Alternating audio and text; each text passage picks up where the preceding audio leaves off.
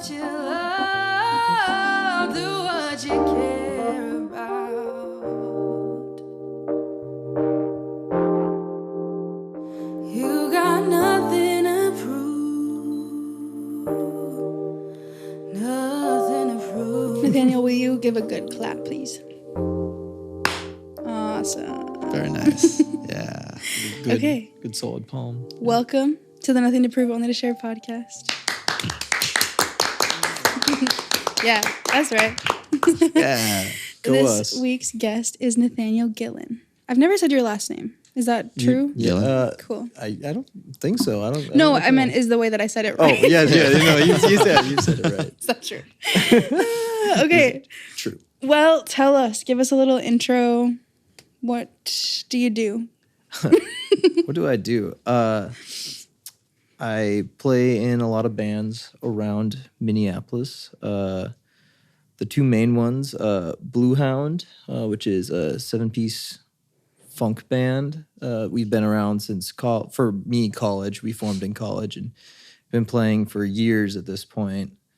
It's getting up there. It's kind of surprising. Cool. I always look back and I'm like, wow, I've been in this band for a while. And then Dani Erin, which is how we know each other, which is a band that I started with my friend Dani, who's also been on this podcast, Yes, she has. and a lovely close friend of mine. On top of that, I kind of fill in for people's bands if they need people to play in them. I do a lot of recording, mixing work, songwriting work for different folk, producing, arranging, you name yeah. it. I fit in where I'm needed. Nice, very nice. I think that's a big part of being successful. Ooh, Whoa, wow. not that word. Whoa. But being adaptable, I think, is a good skill in any field, but probably especially as a musician. Let's go way back, like music in your childhood. Yeah.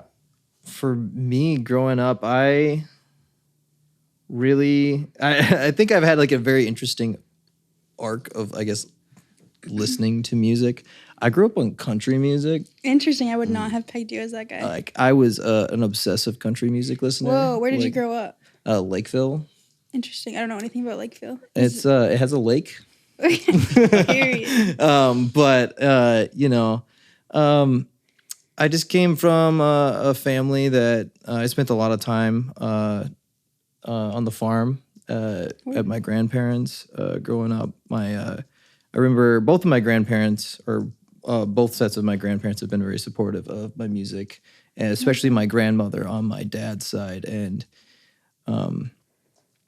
that's where I picked up my guitar. It was my dad's and my uncle's, but I kept on bothering my dad to play guitar when I was like first grade or something like that, and I was just like, can I have it? And he's like, it's just sitting there. Yeah. Like it's just collecting dust. And eventually I broke him down. I'm pretty persistent as a person. I think a lot of people, as you get to know me, that's kind of like a running thread. I'm just there. I'm always just ringing the doorbell. But I picked up that guitar and, it took a while for me to kind of get into it. I remember I learned some stuff. I think my hands were just too small at the time. Totally. Just a little kid. Got to like 3rd grade, started learning more. 5th grade, started playing in church, Hell yeah. Classic church gig. Yeah. And then I kind of just learned through like guidebooks and stuff. I was kind of confused. But the big change for me was in going into like somewhere in middle school and high school where I actually got a teacher. And I had been kind of like set in my ways because I was just like, I didn't really listen to much else but like country music at the time, a lot of 90s country, which I still know and love.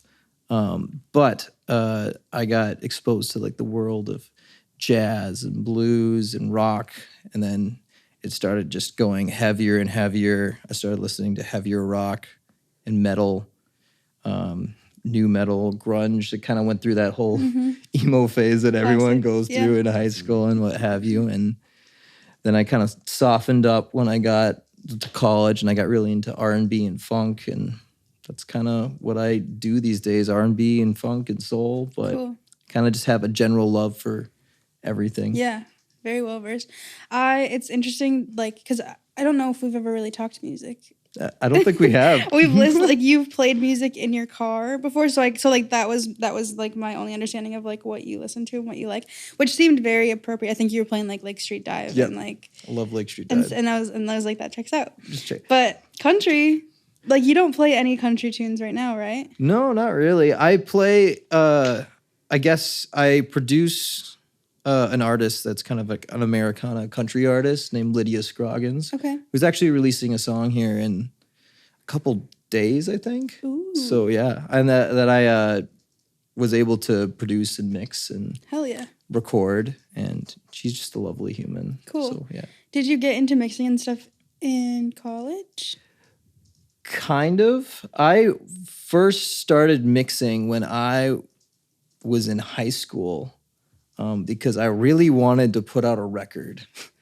I just really wanted to do it. That's why you do it. I just, man, I want to do a record. yeah, I've always been into it. And I remember I got this like $100 Presonus, like, I forget what the word is for it. Interface. There we go. To get the audio in, I got Reaper. It was very good introductory, Yeah. like program to get into it because I had no money. Yeah, and it's free, right? It's basically it's kind of free. I feel like I've used Reaper, and I don't remember the deal with it. It's so from what I understand, you can download it for free, but they're like, if you're making money off of this, could you please pay it? Pretty please. Please. Yeah, Would you sorry, I'm broke. It'd be Okay. nice. But yeah, so I kind of did that. And I remember producing a record for my band, my high school band, which was called Last Aura, which I haven't said that name in Fuck Whoa. yeah. who, funny enough, Bluehound, the lead singer in Bluehound, Noah, he was the lead singer in that band and keyboard player in that band. Beautiful. I love that. We've been very long time friends. I love Noah. Just a wonderful human being, incredible musician, Yeah. incredible. But so I started like just making records in my room with SM57s, baby. Yeah. I think That's that's right. what I did. Oh yeah. And honestly, it turned out all right for what I was doing for not having any idea. But when I got to college, I wanted to continue doing it, and I kind of did. I like self-produced another record for Bluehound, which was that's not really out in the world anymore. Is definitely like tracked in interesting ways that I was not really the most proud of at the time. But it's fine because I ended up retracking it all. Nice. And it's actually out. That record is out, which is one of the first records I released with Bluehound. All These and Other Things is what it is called, and it's on wherever you find music. yeah. The platforms. Dude, Yeah, the you're, platform. You're plugging stuff. And Yeah, I like it. I like it. I like it. Yeah, I You loved have it. to. Yeah, but I really had a breakthrough with my recording journey when I was able to study under / observe this audio engineer named August Ograndine. Yeah. Yeah, who became a pretty good friend of mine and a great mentor. I remember watching him for hours because I was able to do an internship at his studio, which was then at the time called The Petting Zoo, now called Casino Time, run under McCoy Seats, I think is his last name. Sorry, McCoy, if I butchered that.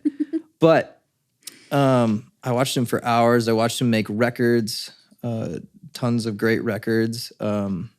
Met a bunch of great people through him. Recently, like a year or two ago, he moved out to Ireland. I visited him out in Ireland. Got to experience like seeing him make records in Ireland when it's just like a weird full circle moment where I come out and it's like, wow. And occasionally I work out at Casino Time now. So Cool. That's so dope. Dude, I was gonna tell Aurelio this. So when me and Nathaniel were doing it was like a rehearsal vibe. Yeah, we were yeah. like kind of tracking background vocal ideas for Dani, and he let me drive in Logic. Hell yeah. And honestly, you gave me so much confidence that day too. Like at the end of You were the, great. I know what the fuck I'm doing. Yeah, I saw you do it. I was like, yeah, I think I saw it on your computer when we were over at your place one time, and I was like, and you're going, I was like, you know what? It's just gonna be like hampering if I'm just gonna let you do it. Sometimes it's better just to let the artist, if they know what Yeah. they're doing, let them. It was so the fun to like buttons. work, because that's like how I write too. Usually is like, especially with harmony work, it's fun to play like that in Logic. Well, everyone uses a DAW like different. Yeah. Like you can't really backseat mix someone. Yeah. Because everyone has their own like weird. I'm sure if someone watched me use Pro Tools, they'd be sitting there like in disgust. What are you? What are you? Why aren't you doing? using this hotkey? Yeah, what's wrong with you, man? It's also, I mean, I do all my stuff on a MacBook, and Yeah. the MacBook doesn't have like the function row, which is like a ton of hotkeys. Yeah. So I definitely go around the block with Pro Tools on my Mac.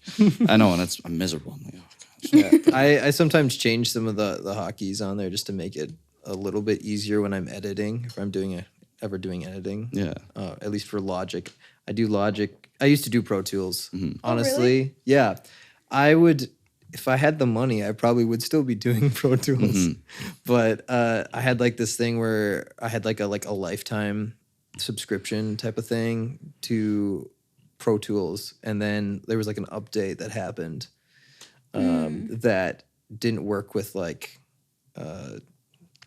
whatever new IO was going on. Sure. It's a classic, I think, audio engineer issue where they're like, oh, I got to make sure this new update doesn't mess with whatever I have going on my computer and make sure all the plugin developers are all on board. That sucks. So how do you feel like, does Logic work for you though? Oh, it works You don't great. mind it? I'd almost say for what I do, it works better because it provides a lot of creative tools that I wouldn't normally have that just come with like Pro Tools, you know? Word. But they're both really great DAWs. I haven't really come across a DAW that I was like, yeah, I This sucks. really dislike it. I think you can make anything work. Like, Yeah. Yeah. there's nothing wrong with any DAW. Even what's that like really basic one? No DAW shaming. No no DAW DAW shaming. shaming. All DAWs are beautiful. All DAWs go to heaven. All DAWs go to heaven. That's the episode title. I like that. I can't think of it. Audio. It's something audio or something. Yeah. Are you talking about? Oh, It's like the Sony Vegas of DAWs. Just Yeah.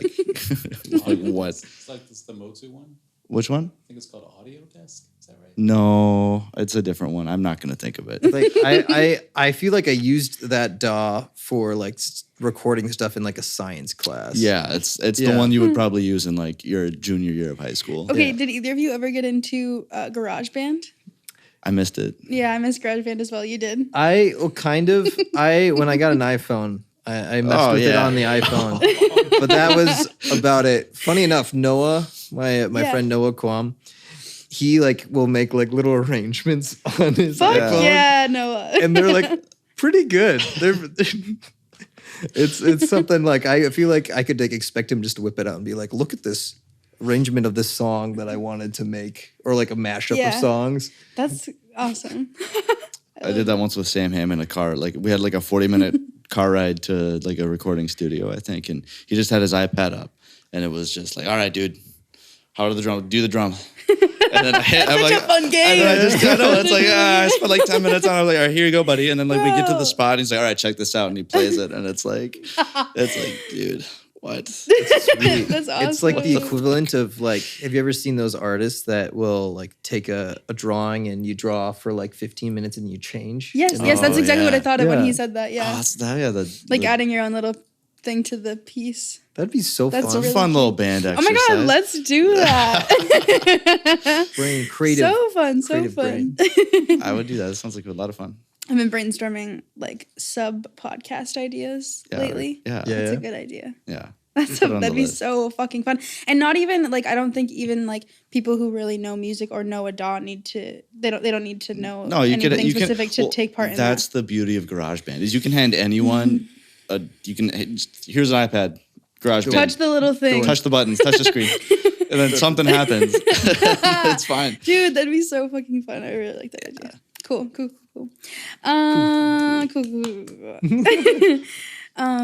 Solo work, solo stuff. When did you like? Did that come before the other projects? No, kind of. I've been writing songs for ever since I picked up the guitar. I think that was like kind of my first. Like I was like when I picked up a guitar, I'm like I want to write songs. I'm gonna figure out how to write songs, and usually it was just like a lot of trial and error for me. I didn't really start pursuing any like myself as like a solo artist until probably like 2020 when I had like extra time. All that time. All that time. Well, funny enough, my schedule was pretty much the same. Dude, I worked at a had job. that as well. Yeah. They needed me. Yeah, they needed it was a job that I needed to be out in the field doing the stuff. And honestly, it sucked. Yeah. It was kind of nice to have an excuse to be outside of my house, but at the same time, I was like, no, my friends, no. Dude, Everybody was hanging out. Dude, all my friends made money, dude. Here's another Sam Ham story, dude. He called me. I worked like an 8-hour shift. I was working at this deli counter, and I got home from work after making like probably $12.50. Oh, no. And he calls me on the phone. He's like, "Hey man, I just got another $900 check from the state. Which $2,000 Stingray bass should I buy? Should I buy the red one or the blue one?" I was like, you can go fuck yourself. I was like, go away, leave me. But like I might have got like a $500 bonus plus like the one $300 the $500 check that the state taxed me on. Okay, I feel like I want to redact my earlier statement about how it sucked because I'm very grateful that I was able to continue working during that time and make money. That was awesome. It was nice working, but also like holy shit. Yeah. Some people made a lot of money. Yeah, it was. Yeah, I was in like a sales position, so it was kind of interesting. Well, like a kind of a sale. I know like a lot of my friends are gonna make fun of me about this because I always bring it up. So I used to sell water. Wait, you told me this. I used to sell 5-gallon water. I actually saw some jugs downstairs, and I was like, "These from the same company." And I was like, "Oh my god, it's taking me back." I don't know. I was grateful for the job, but it was definitely like, it was a hard job. Heavy. Yeah, it was hard. And I don't know. I've always loved physical labor. I'm still like doing it. So like, I don't know. I mean, I'm not selling water anymore. I like the labor I'm doing currently. Better labor. Do you want to talk about it? Yeah, I can talk about that. So I work as a landscaper now. Hell yeah. Yeah, it's I traded slinging jugs for slinging trees, I guess. Do you think that you have a nice balance of work and music? I'd say so. I only really work 8 months out of the year, give or take. Which months do you have off? The winter.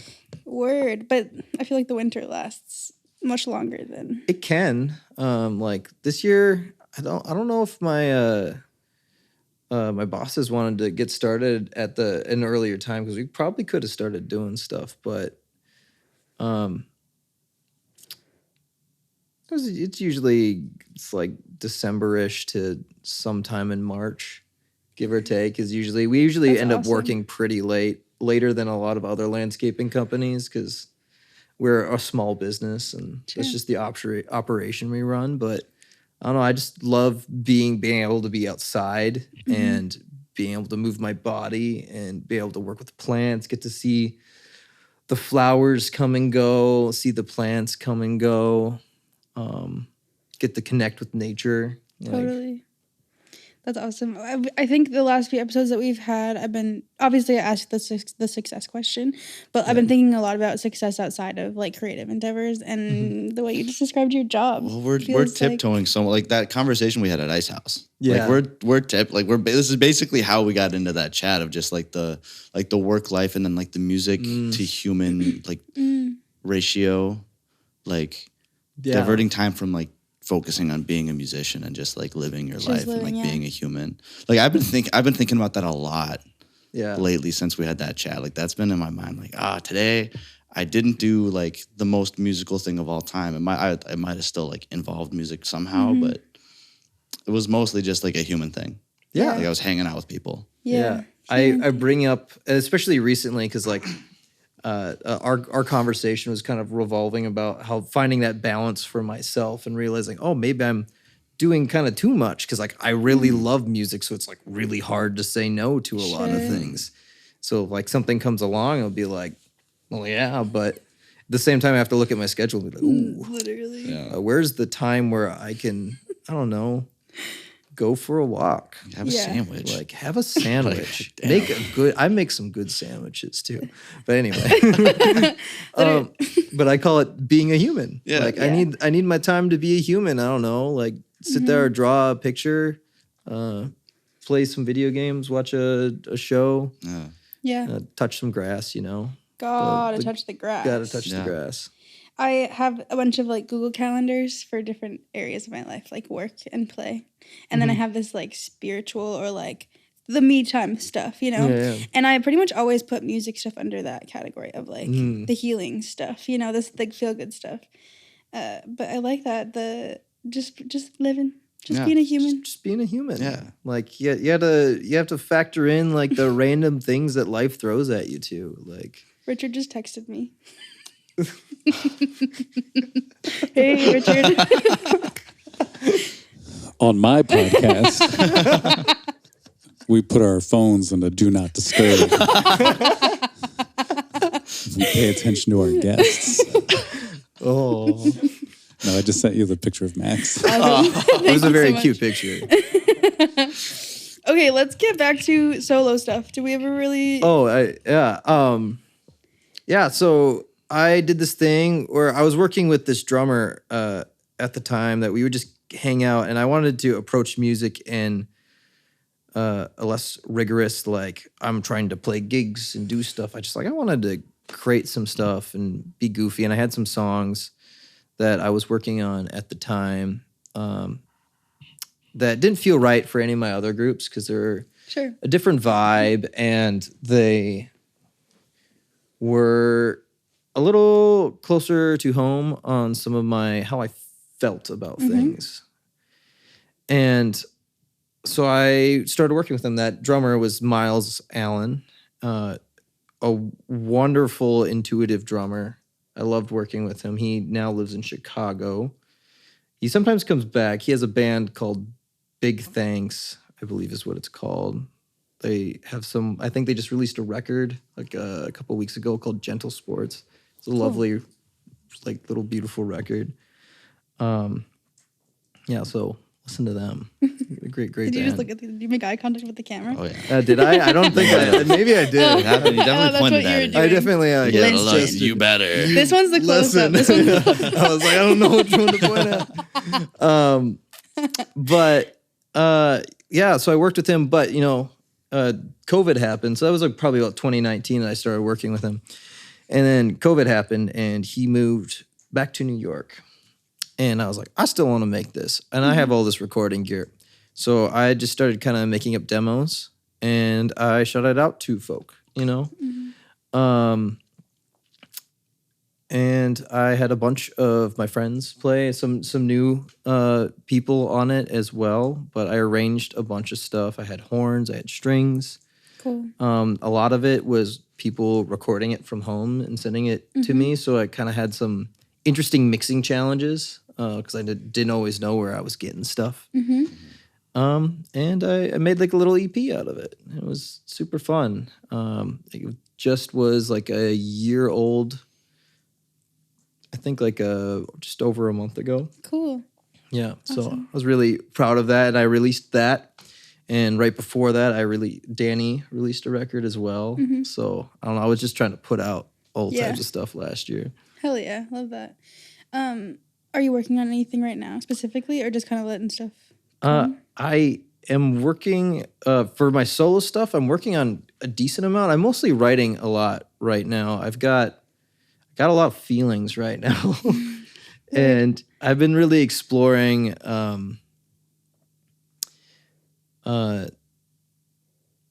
using music as a form of therapy and really exploring the depth of the emotions that I have going on and really using that to process through them. And maybe those songs will come around. Maybe they won't. But I don't know. I really like them. Yeah.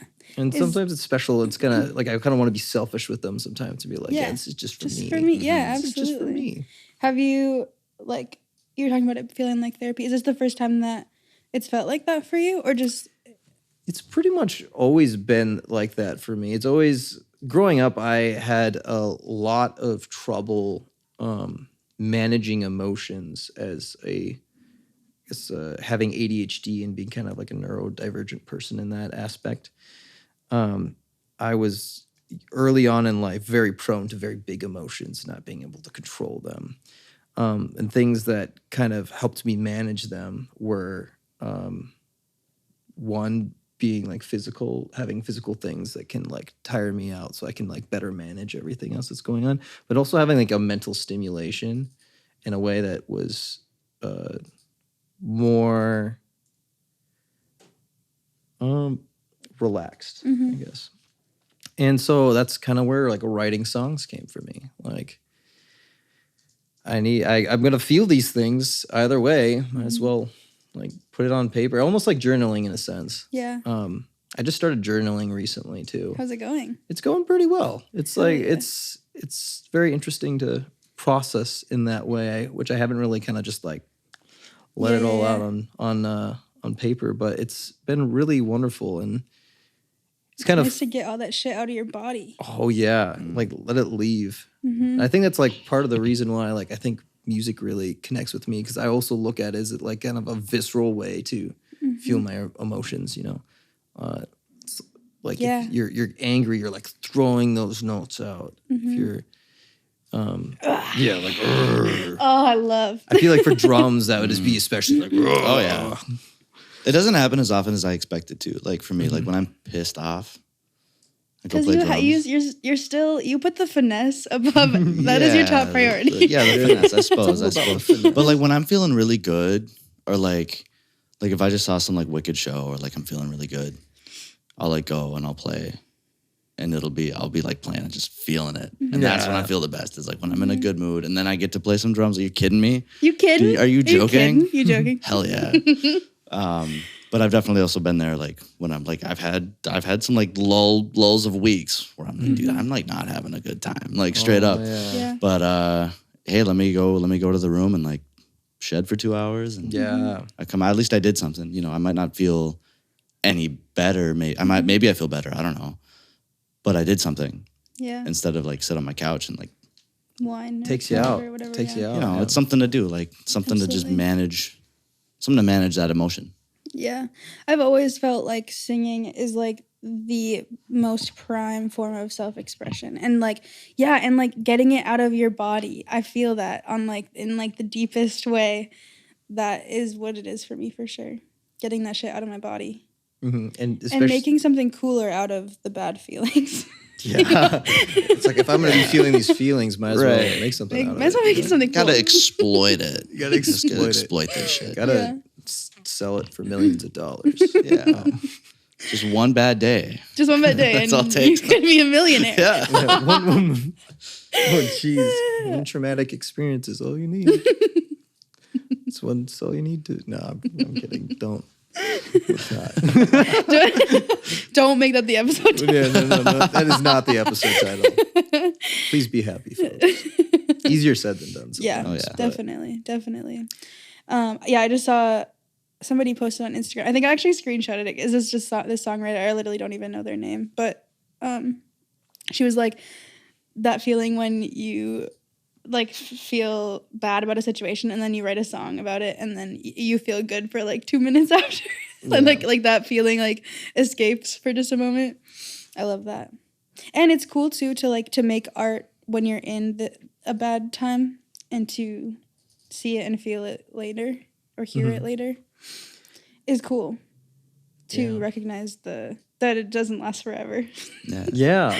I always think about songs when you write it, but as soon as you like release it or you put it out into the world, I feel like there's like a bit of a phase where, like, yeah, it's still your song, but it takes on a life of its own. It's no longer yours. Now it's for the people. It is like Yeah. to a degree. Like there's, I don't know, like if I'm listening to a Earth, Wind, and Fire song, I'm gonna interpret it and feel it in so many different ways than probably it was originally expressed. Yeah. That's so fun. I remember asking Aurelio about a song that I wrote with Sam and like thinking I know exactly what it was about and you thinking it was about something else. Yeah. And I liked that, especially because it was like so brand new and like maybe the idea or the concept wasn't super concrete quite yet. Yeah. Or like my feelings about it weren't super concrete. But yeah, I love that when people take different things from the same thing. Yeah. It's beautiful. I do that the same all the time. I love like, it. I'm like, he'll like have a song. He's like, oh, it's about this. I'm like, oh, it's about that. I thought it was about this. And then he'll be like, oh, maybe it is about that. I don't know. Oh no! I think of connecting the dots. That happens a lot with Dani and our band. 'Cause sometimes we're like, yeah, we just kind of we feel this vibe. We're gonna put out this vibe. Then she's like, well, like this is a song where I was feeling this way. I can't think of like a specific song right now. You know, and we would always be like, oh, I got a little bit of a different impression. Yeah. But wow, this is okay. Maybe we take it in a different way if we're approaching it that way. It's so cool. Art is so cool. Art, man. Art is so cool. Gotta love it.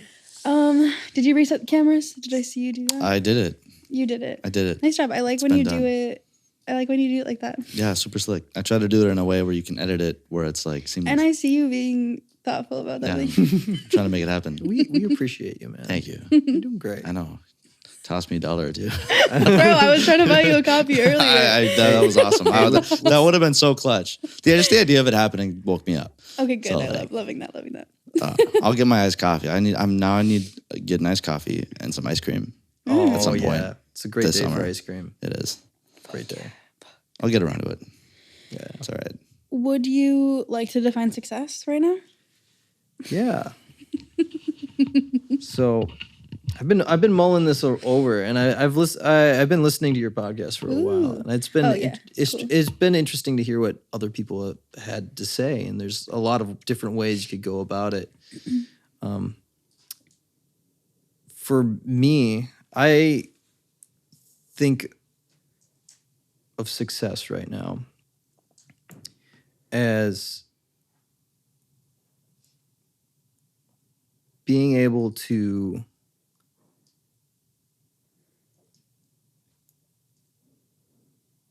sorry, I just blanked. Take your time. That's okay. We can get there later too. We can get there later. I'm getting there. Okay. How about So I was like sitting there and I like no. the whole ADHD thing. No, came, dude, and I was totally like, feel that. I was actually when we were recording last episode. That was like the first time that I went through the whole episode without like blanking like that. Yeah. Without like just like zoning. Yeah. You know, like no more thoughts in my brain. No, thoughts gone. How about goals? Goals. Goals? Yeah, that will be a good transition to success. Yeah. Totally. I think I'll be able to better get there with goals. But a lot of goals for me right now is I want to put out another record for myself. I have a lot of songs that I mentioned earlier. I'm looking to produce more records. I'm releasing a couple records with a couple different folks this year. Coming up pretty quick, I'm releasing a single with Dani. Oh yeah, that's next week. Fuck yeah. The week after, I'm releasing an EP that I produced for Bryn Batani, Sweet. and that was a lovely experience. I think are you putting up posters? You live around uptown. I do live. He lives You super putting up close to us. you putting up the posters? saw- No, I think Bryn's putting those up. Oh, okay. I saw a Bryn Batani poster on the corner of Garfield and 22nd. I'm like, I know that. I know Brim. I know who's involved on that. Bryn is so Okay, cool. I have to interject. Oh God. Okay. Oh God. Okay. You guys are much younger than I am. You know, I feel like you're on the cusp of what is fashionable and useful in the world. Are people still doing posters? Is that still a thing? I love a up- poster. They're up on the I'm I so actually glad to hear just that. the other day took a photo of a poster that was on Nicollet. Yeah, that's awesome. Yeah. I don't remember who I was talking to, but we were like, somebody was like, we should be out like putting posters. And I was like, posters? Yeah. Who the fuck's I nobody's will putting up say- posters anymore? That's Totally. but it just makes me so happy to hear that Yeah. people are out there like putting up posters. Oh yeah. I think poster design is so fun, but also specifically like my Instagram feed is so oversaturated with people like saying I'm playing this show here and I'm playing my show there. Yeah. So yeah, I say do it all. Yeah. I Might love as a well. poster. You might as well. Should see And that. also low key I have a background in graphic design, so if you want me to make you a poster, Richard, I'm ready and available. I didn't know that. I didn't even know that. Is that gonna be out here making? That was some what my posters? degree was in. I know that I finished, but I studied like graphic design You were doing it. and music. Huh. No, they've got like Cheapo and Nicollet. Yeah. You walk in and there's a whole wall of them, and there's always a new one every day. I've Like put Twin Town. posters on that. Twin Town. bulletin. Yeah, Town's the- great. the That's door by where I Twin use a Town. poster. Yeah, always a poster there. Tons of posters. I think there's tons of posters. People are always putting up posters in the City Sound.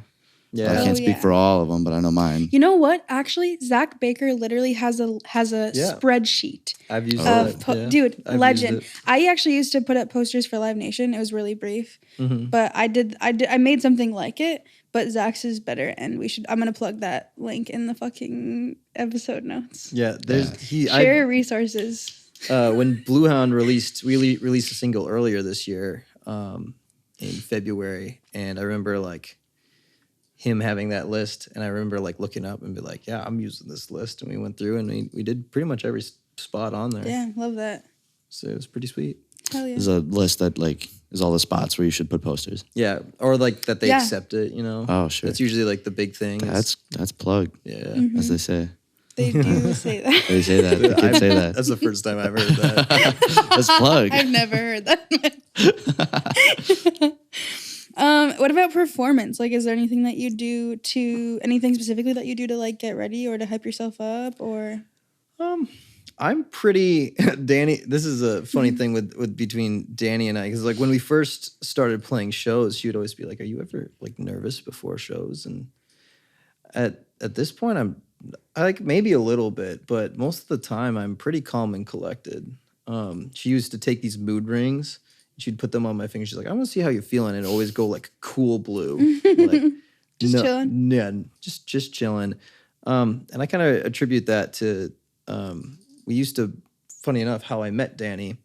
Bluehound used to have a monthly residency that we'd play at this place called the that's how Basement you guys Bar. met? Yeah, I love she that. booked us, Yeah, that's dope. and we played, and that was like we played there for like a year and a half, like every third Saturday or something like that. Such a great time. There's a lot of like key moments in there, but you know, we played in front of like so many people, so many different times that. You know, I feel like anything that could have gone wrong probably went wrong in one of those shows. Right. And as soon as like things go wrong, like, I mean, you gone kind of wrong. realize it's not that bad. It's not that Yeah. that serious. Yeah, no, it's like usually like someone might be like, oh, but like I don't know, they might notice it, but it's never like really that bad. Totally. Like it's very hard to get up on stage and I think like share yourself or share your music. But I think a lot of people have a lot of respect for that. So just you by the virtue of doing it, like yeah, you've that's already sweet. done it. Yeah. Yeah. That's cool. That's a cool take. I do think that it takes messing up to feel comfortable. In my own experience, I've Just a definitely life fucked thing. up several times. It's always about how you come back after a mess up, after script. And in my experience too, like crowd loves when that wall is broken. You know, of like, oh yeah, that's right. She's just a girly on stage, and you know what I mean. She's a human. I love that. Yeah, we are all just humans Yeah. on a floating rock in space. Yeah. Oh God, one time I did the national anthem and I thought I screwed it up and like bawled after. You can't. Well, you can't really fuck up the national anthem because you can just say, "Well, no, I did that on purpose," and it was just like a take. Yeah, everybody look up Fergie's version of the fucking national anthem, and That's the only time I've been nervous before a show. It's the national anthem. yeah. Yeah. Yeah, it's kind of a story. I can tell you later. I don't know what kind of time you're on. What do we have? We're at 41 minutes. Go ahead. So, because I've played a bunch of shows for a lot of people, or no people. But, occasionally a lot. And my first show was like for 700-ish people. It was at a really big place. And so I broke that pretty quick, So I was never like super nervous, like ever. But anyway, back when the swing craze was kind of at its tail end, I was living in Arizona and I was playing with this really hot swing band at the like a jump swing thing. It wasn't like big band. It was, I don't know, it was the thing. And so, but it's important that it was a swing band. So this was right after Roseanne Barr sang the national anthem. I don't know if you remember this comedian, Roseanne Barr, sings the national anthem and she hams it up and she gets booed off stage, off of the field because she's like... Oh my goodness. But it was a bit. She was trying to do She was trying to make it funny, but nobody liked thought it. It was funny. Oh, no. And it wasn't funny. It was stupid. But she got booed off and it was like, it was a thing in the conscious of America at the time. Sure. And so this whole thing was for the Phoenix Suns. It was a basketball game at the Phoenix Suns amphitheater, right? I forget what the name of that amphitheater is. Anyway, swing band, national anthem, Phoenix Suns amphitheater. Cool. That is the setup.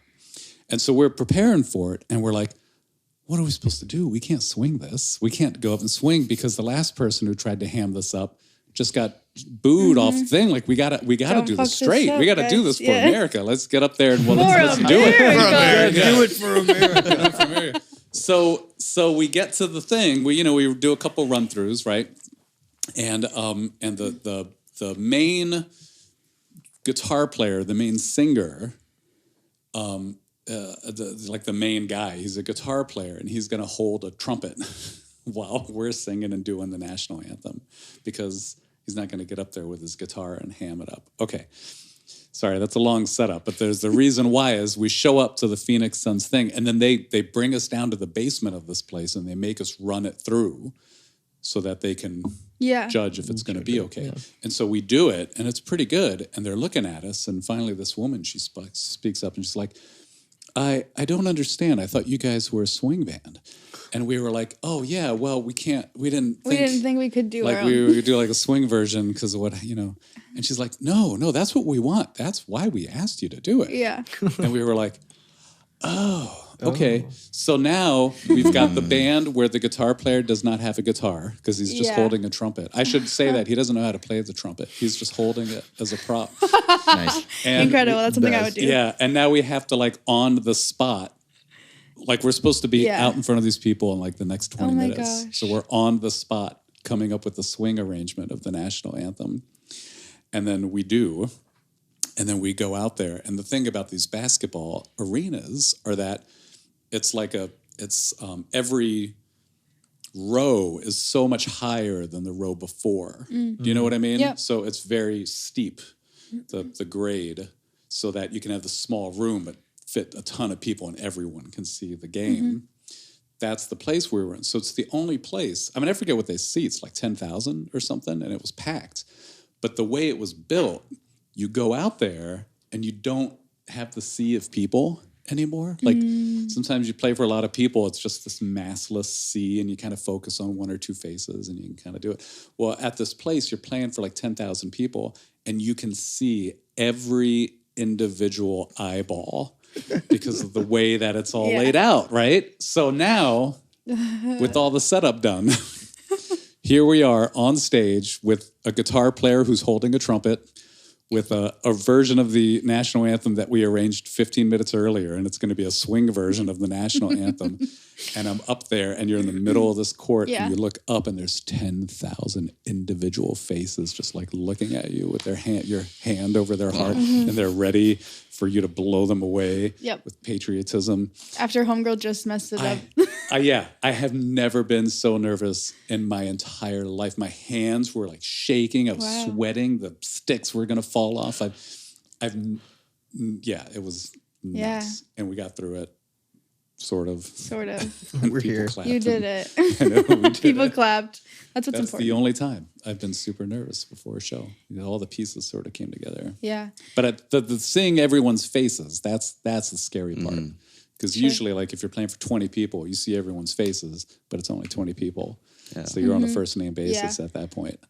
But if you see, like, 10,000 individual faces, Yeah. That would be intimidating. It's a lot of eyeballs. it's Plus, frightening. plus the like 15 like minutes 20,000 before eyeballs. like changing the vibe Oh, yeah. of what you're Yeah. doing. It wasn't a That's- song we were, like, totally cool with. We Yeah. were like, For me, yeah. Definitely like if I'm prepared, then no. But if I'm not, then obviously yes, I am nervous. That'd be the one thing that would always get me nervous. That's the only time that I would actually be nervous is if I feel like I'm not prepared. Yeah. And just I think experience too. Just do it enough times and it's not that big a deal. Yeah. Well, when you fuck up enough, Yeah. it's like, I've been there and done that. You know, if this happens, like, I know what I'll do. I know what I did last time, the last couple times maybe. Hopefully not the last like 3 times, but you know, Yeah. you're ready. You're ready for like the errors Yeah. if there are any. Yeah. Well, and I think, like, along with that, I think failure is a very important part of success. Oh yeah. Oh yeah. Say it Look at more. that. Yeah. Whoa. Really nice transition. And that really, but I think without like having those like experiences of like, Oh god. My phone has been really distracting in this episode. feel good, but like having that failure right there, Right. you're gonna learn from it. But you know, like going up on stage, I remember this one time where I was like singing in front of people. I remember going up there, and I just wasn't a singer at the time, and I just remember just making a fool of myself. I was like, and afterward, I was like a little embarrassed, but like I thought about it, I was like, but I did it, Totally. and I think I've done like a lot of things and had things not worked out, but it's all something that I can learn from. And the more I've like done things and failed at them, the more I've like been able to readjust, kind of point myself in a different way. And how I've kind of like begun to like define success is about like having those experiences, getting like a larger pool of experiences and seeing where those experiences guide me, how I feel about them, being able to truly embody myself in the moment. I think has been like a very common theme in my life, at least in like the last couple months, where I've been thinking about how can I better put myself like in the here and now, where I can acknowledge my past but release it, and at the same time be excited about the future, but not like be holding on to it, but just to be here right now. And you know, sometimes you gotta fail a little bit to pull you back to right where you are. Totally. Yeah. Sometimes you gotta hurt. Yeah. Sometimes. When we talking about with Claire last week, like she had her column metaphor. Oh, column A and column B, Yeah. which was column A was oof. I don't know. Oh, There was one column that was like we're having a good time, and one column where we're like we're not having a good time, having a bad time. And it was like I think something when she said that I was just thinking, well, you know, I've never been able to have the good column without also going through the bad column. has to Yeah. coexist. You know, you kind of have to have both of them. You can't just have one or the other. You definitely don't want the bad one all the time. That's not what you want. Right. But usually when you have the bad one, you wind up with the good one. Much like what we were talking about writing. Like I think Yeah. the best songs and the best art come from trauma Trauma and hurt. and hurt. I'm feeling goofy today. Sorry. It's a late night. It's Yeah. a late episode. So yeah. Where are we at with time? 51 minutes. Cool. I think that we should just let you plug and then go home. Oh, Do we feel geez. good that about sounds, that? that sounds great. Yeah. That sounds great. Yeah, let's do it. Well, you can take a listen to the single that's coming out here. It's probably going to be already out by the time you listen to this.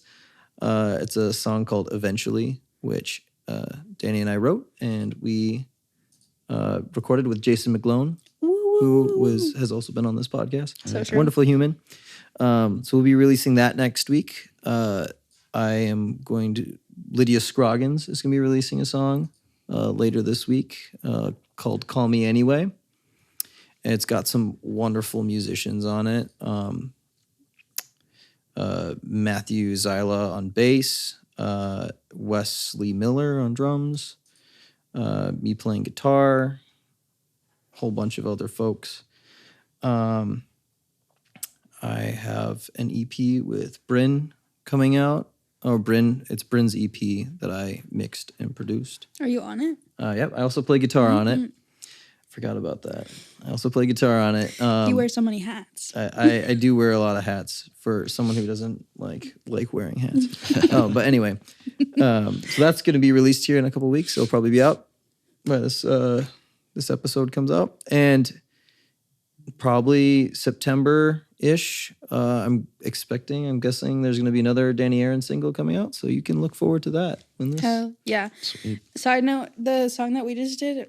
I thought that was coming out super soon, but it's not. It's not. No. What the fuck? That's gonna be the one coming out in September. Boo. So okay, I'll be on that one. It. She sounds great. Incredible. Okay. I'm really excited for the triangle on it. Hell yeah. Bro, I'm excited for the triangle. I am trying to hold back suggesting triangle on every single song. Dude, why I just hold hear back? I just hear it on I every hear the song. triangle. I think it's just underutilized. I need it. Okay.